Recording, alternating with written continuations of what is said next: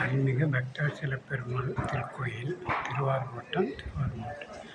திருமங்கை ஆழ்வாரால் பாடல் பெற்றது.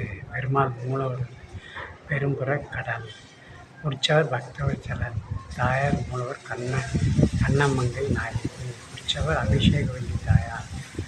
தீர்த்தம் தரிசன புஷ்கர். தலவிருட்சம் மைந்தவனம்.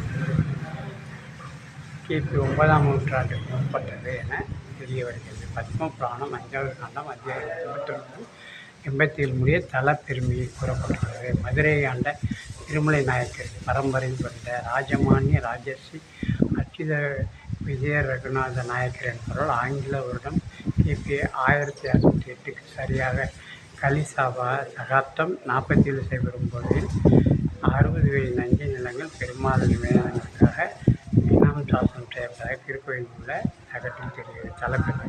இத்தலத்தில் மகாவிஷ்ணுவிற்கும் மகாலட்சுமிக்கும் திருக்கல்யாணம் நடந்ததால் இதற்கு ஸ்ரீகிருஷ்ண மங்கள சேத்திரம் என பெயர். இவ்விருவருக்கும் நடந்த திருக்கல்யாணத்தை காண வந்த தேவர்கள் தாங்கள் எக்காலத்திலும் அத்திருக்கோலத்தில் சேவித்து உய்ய வேண்டும் என பிரார்த்தித்து இரு சாளரத்தில் தேன்கூடு அமைத்து தேனி உருவம் கொண்டு வசிப்பதாக வரலாறு. அந்த தேன்கூடு தொன்று தொட்டு இன்றும் தாயார் சந்நிதியில் இருப்பதை காணலாம். வைணவ முக்கியஸ்தரான கண்ணமங்கை ஆண்டான் என்ற ஒரு மகான் ஒரு நாள் நித்திய சந்தான பயிற்சி நடக்கும்போது நாய் உருவி கற்பகிரத்தில் நுழைந்து ஒரு ஜோதியாக சொல்லி பகவான் உட்கலந்ததாக கூறப்படுகிறது. பக்தவத்சல பெருமாள் கோயில் திருக்கண்ணமலை.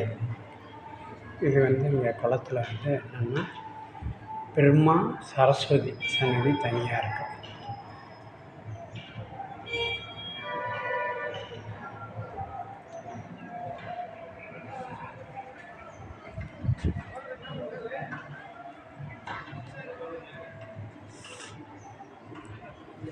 இந்த கோயிலோட சிறப்பு என்ன அப்படின்னு கேட்டிங்கன்னா, பெருமாள் இங்கே கல்யாணம் பண்ணிக்கிறாரு. அதனால் கல்யாணம் ஆகாதவங்க இந்த கோயிலுக்கு பெருமாளை தரிசித்தா நிச்சயமாக கல்யாணம் நடக்குங்கிறாங்க. அவ்வளோ சிறப்பு வாய்ந்த தலமாக இருக்குது. திருக்கண்ணமலை திருவாரூர் மாவட்டத்தில் இருக்குது. திருக்கண்ணமலை இது 108 திவ்ய தேசங்களில் ஒன்றா இருக்குது. 19வது திவ்ய தேசமாக இருக்குது.